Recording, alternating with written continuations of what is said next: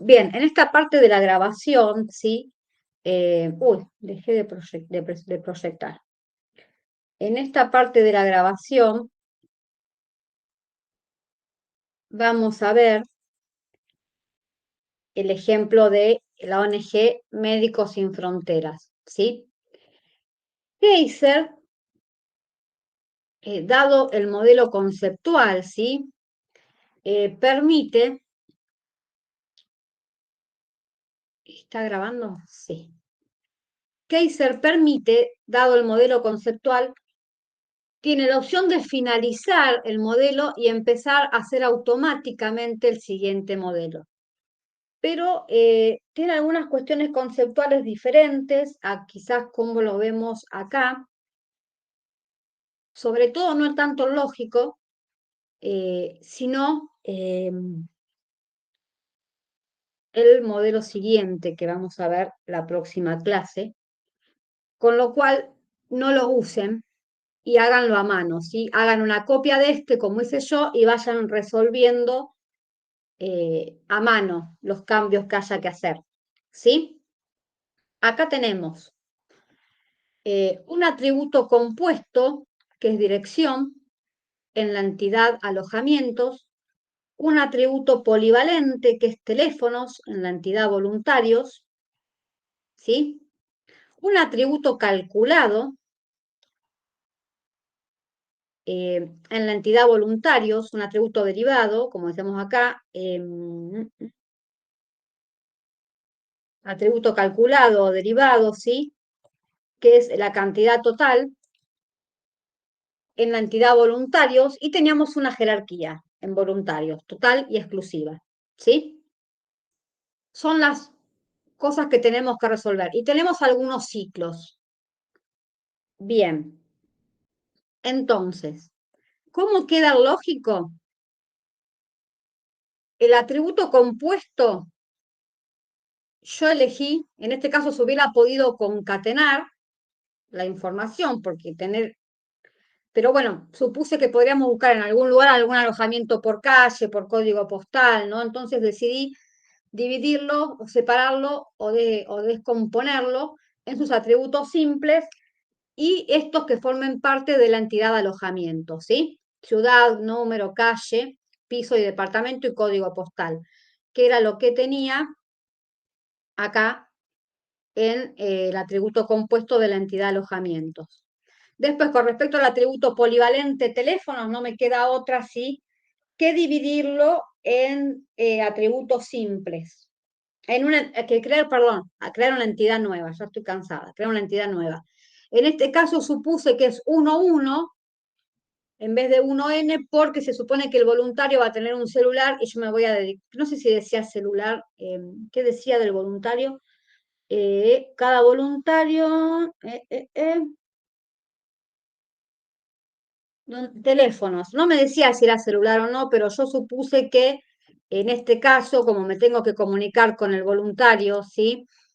Acá voy a poner solamente los teléfonos con el que me quiera comunicar directamente, ¿no? Por ahí puedo guardar el celular, el fijo, y pertenecen o solo un celular o dos, y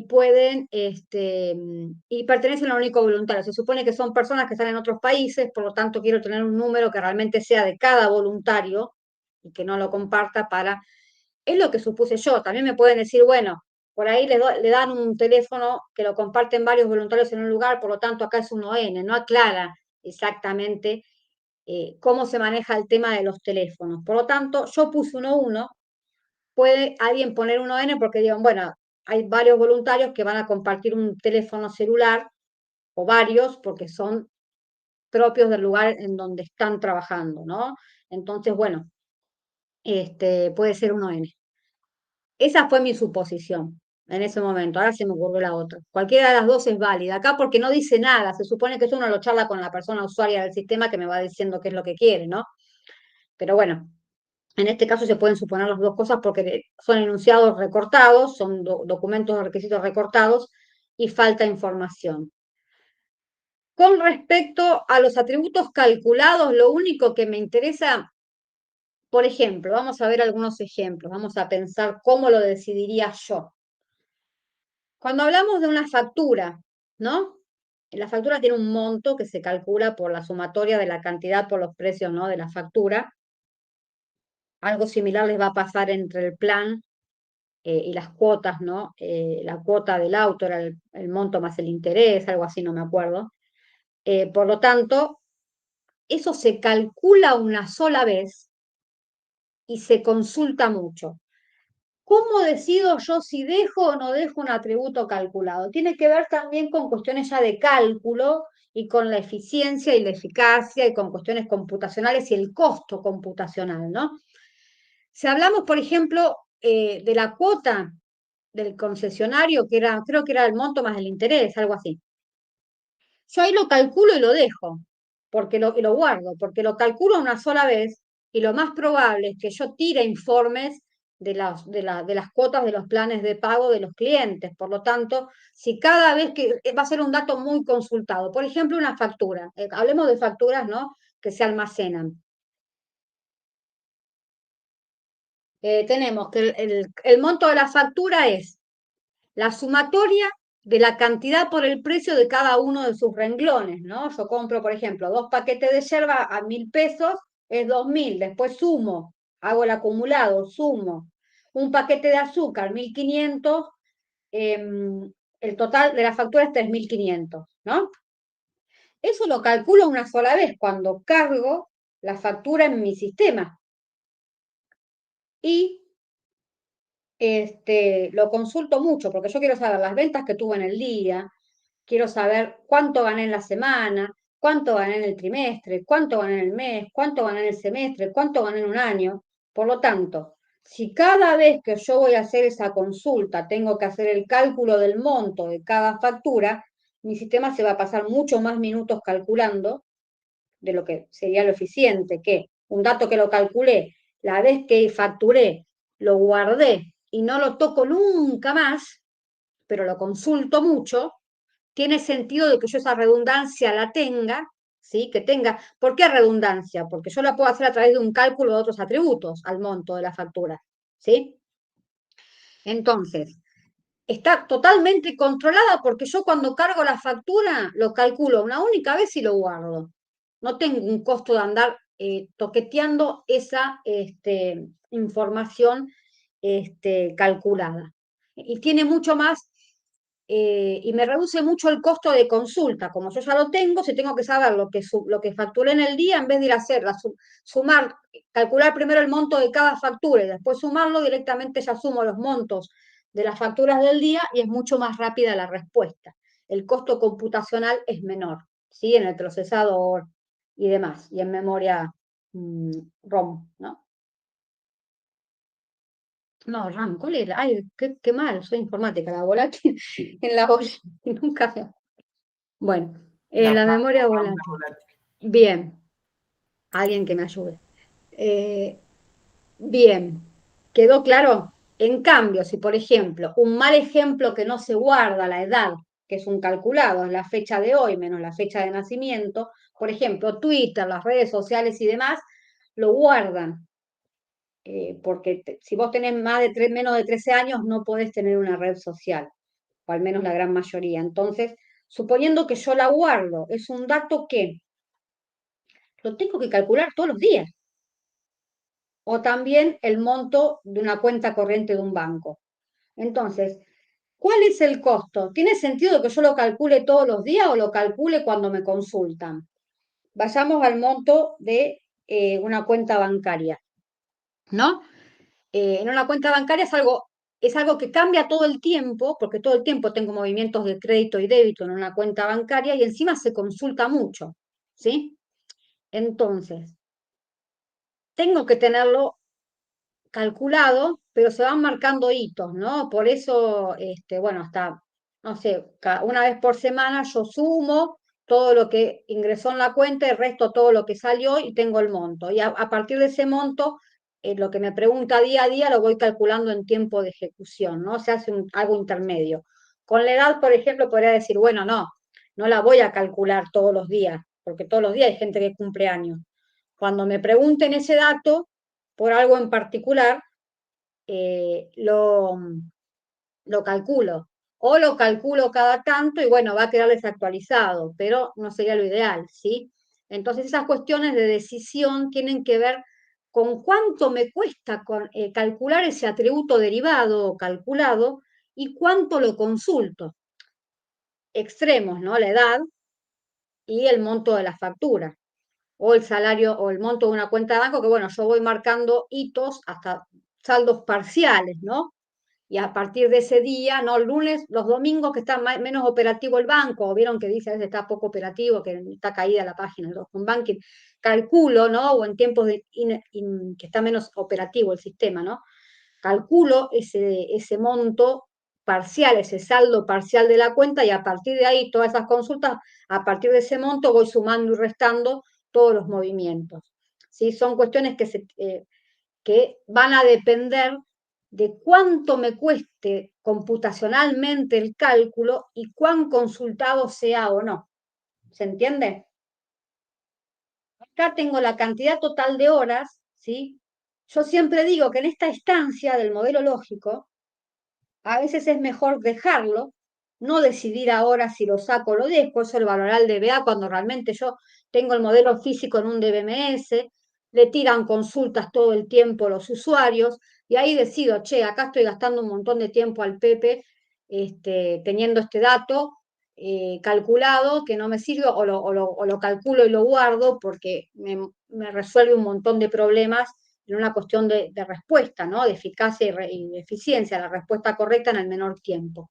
Acá, yo siempre le digo en todas las asignaturas de base de datos que es mejor dejarlo a la cantidad total de horas, porque vos decís, bueno, cada vez que va a ser eh, una, una tarea, tengo que a la cantidad de horas, a la cantidad total, sumarle las horas semanales que tiene que hacer ese voluntario. En realidad acá yo lo dejaría, porque quizás si no hace demasiadas tareas y no hay tanta carga de tarea para el voluntario, o aunque haya mucha, es algo que es fácil de mantener y quizás lo calcule mucho y quizás lo consulte mucho o no. Pero acá cada vez que yo inserto algo en la relación trabaja para un voluntario, a esto, al monto acumulado, no hago cantidad total igual a cantidad total más horas semanales. Lo hago una sola vez, no es que tengo que hacerlo todo el tiempo como los movimientos bancarios. Lo que yo le digo en la solución de estos problemas es que no decidan eso todavía, como es la teoría del modelo lógico, ¿no? Que digan simplemente que hay un atributo calculado y vuelvan a repartir la forma, y vuelvan a poner las fórmulas, ¿sí? Nada más. Y después cuando yo ya tenga datos, que tenga el esquema físico y pueda hacer análisis más de eficiencia eh, y de optimización, ahí decido si lo dejo o lo saco, evaluando costos. Acá solamente deberían recordar cuáles son los atributos derivados y poner su fórmula. ¿Hasta ahí vamos?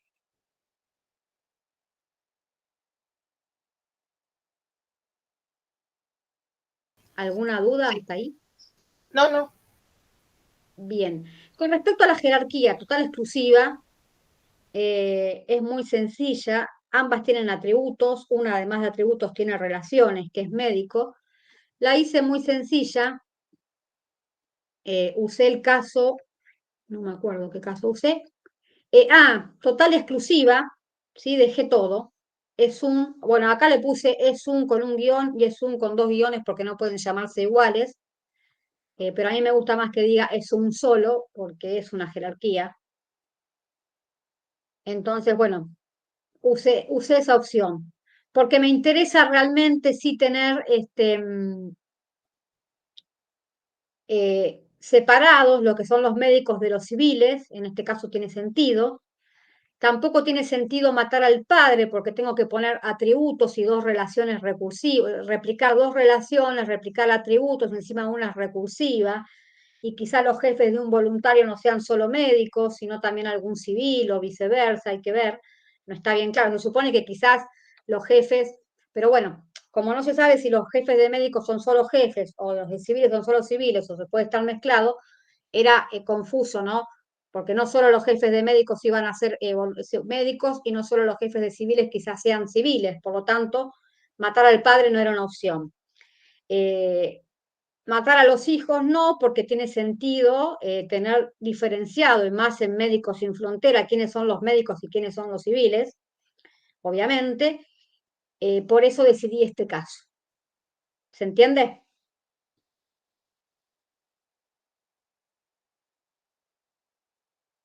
Ambas tenían atributos, acá no me quedaba una entidad pelada, sin nada, y acá tenía atributos y además tenía una relación con otra entidad. Así que era un buen caso para usarla por todas esas cuestiones que le dije. ¿Queda claro? Y también podía seguir teniendo acceso al conjunto completo de voluntarios que por alguna cuestión que tuviera que buscar en qué tarea trabajan, no tenía que andar accediendo a cada uno de los hijos, ¿no? O andar teniendo que acceder. Después, si quería solamente saber en qué trabajan los médicos, venía por acá, y en qué trabajan los civiles, venía por acá. En este caso, una cuestión de consultas o para acceder a los diferentes casos, eh, y por las relaciones que tenían el padre, los atributos y los hijos, eh, tenía sentido usar este caso. ¿Se entiende?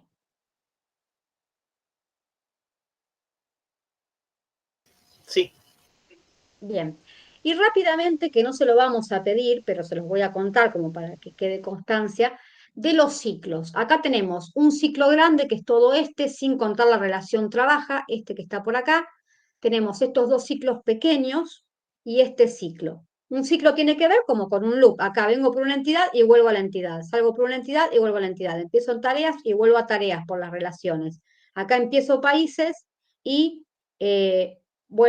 empiezo por voluntarios y vuelvo a voluntarios a través de esto. Obviamente, las recursivas son ciclos, pero no son ciclos redundantes, porque yo no puedo sacar la relación, ¿sí? Cuando hablamos de ciclos, tenemos que ver si son redundantes o no, porque si hay redundancia, hay que sacarla o controlarla, advertirla y controlarla.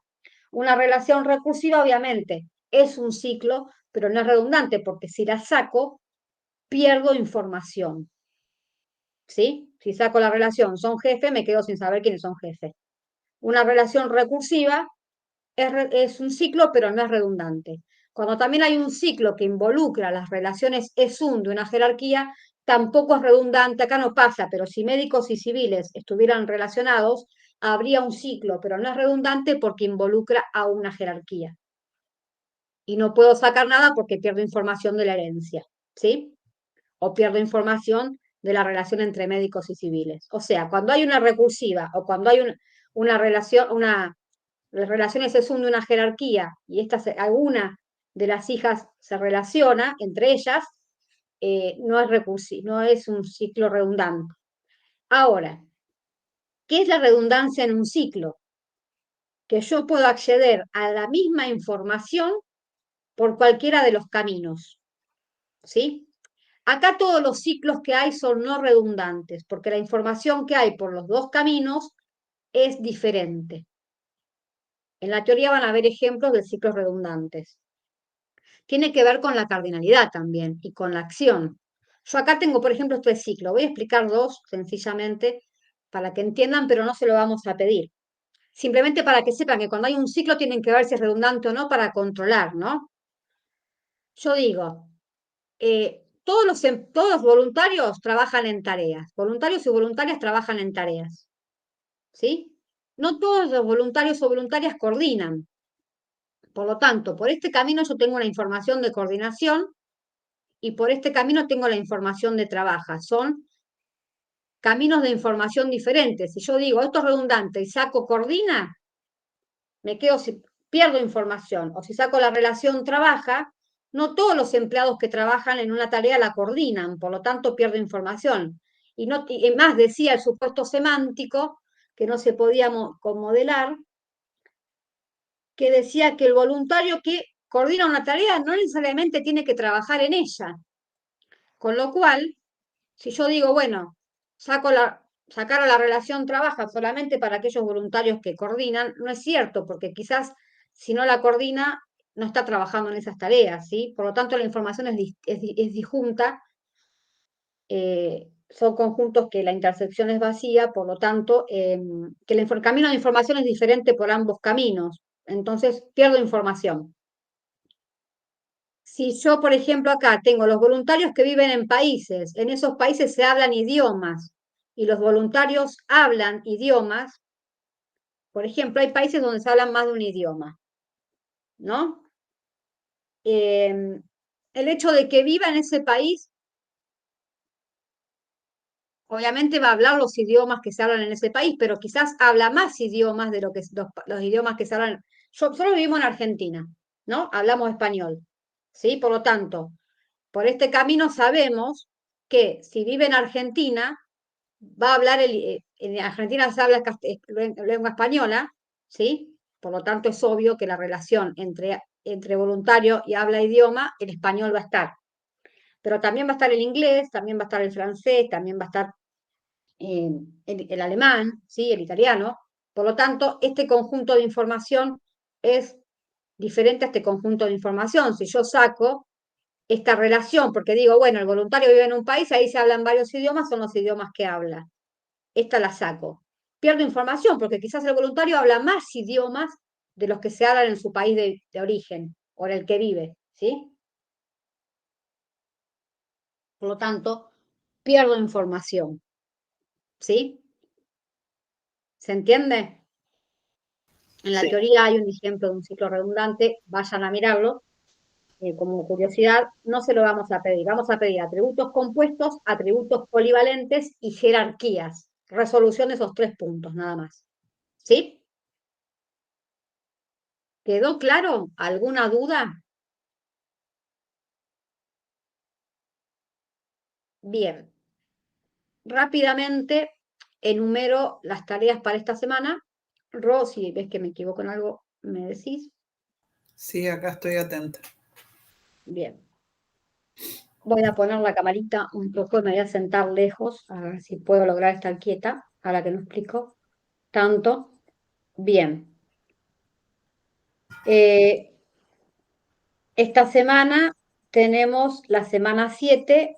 Hay 2 unidades para leer, son cortas, es con la segunda parte, tiene que ver, esta explica la teoría del modelo relacional y esta explica la fase 2 del diseño lógico, es decir, cómo de ese diagrama de entidad-relación estructurado en la fase 1 logramos el esquema relacional. ¿Sí? Tienen que hacer la tarea 1, la tarea 5, 1, nada que ver, la tarea 5, ¿sí? Que es sobre lo que vimos hoy. Recuerden que solamente son los 3 puntos de atributos compuestos, atributos polivalentes y jerarquías, nada más. No vemos los ciclos. Bueno, los atributos calculados, vuelvan a repetir la fórmula para practicar o para recordarla. Igual si la tienen escrita, vuelvan a pensar en las fórmulas. No vemos ciclos y obviamente fusión y división de entidades, dijimos que es una cuestión que tiene que ver más con bases de datos distribuidas, por lo tanto solo tienen que resolver para los casos, ¿sí? Del auditorio y del concesionario, atributos polivalentes, atributos compuestos y jerarquías y atributos calculados. Y ya está visible la actividad obligatoria número 3, ¿sí? Que vence el 2 de octubre, comienza hoy, es igual que la otra, tienen que trabajar sobre estos temas, obviamente no entra la unidad 3, es todo lo que vimos de la unidad 2, sacando lo que se vio en la unidad 1, ¿no? En la actividad 2, perdón, y tiene que ver con entidades débiles, atributos polivalentes, derivados, relaciones recursivas, jerarquías. ¿Sí? Avanzaron en su modelo con todo lo que vimos ya en la unidad 2 y hay preguntas sobre eso. 4 intentos, nota 7, 40 minutos para cada intento, como pasó con el cuestionario anterior. Cualquier duda, cualquier inconveniente, tienen el foro de consultas para preguntar. ¿Sí? ¿Alguna duda sobre las tareas?